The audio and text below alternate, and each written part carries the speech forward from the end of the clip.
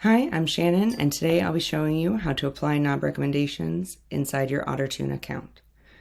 So from here on the fleet level dashboard, you can scroll down and see all of the databases connected to Ottertune here, and all of those with active recommendations will show a link to those.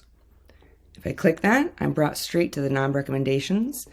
And a quick side note, you will only see this view if you have your tuning mode set to manual review or self-directed tuning. If here under tuning options, you've selected auto tuning, you won't see those current active recommendations, as Ottertune will be applying those on your behalf as soon as they're generated. However, since this account is set to manual review, I'm seeing all of the active and current recommendations before approving or denying those. So here I have 11 to review. If I don't want any of these to be applied, I can deselect them here. If I would prefer to apply these outside of Ottertune, I can copy those command lines.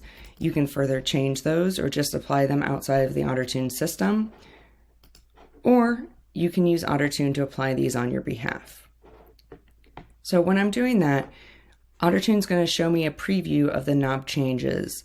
I'll be able to see the current value and the value that will be applied, and I can also make last-minute changes for anything I don't want to see applied. Once I'm good with this review, I will confirm those changes, and Ottertune will mark those as a pending config. After we're sure that those knob tuning recommendations have been applied successfully, you'll be able to review that here under the Ottertune applied knob configs.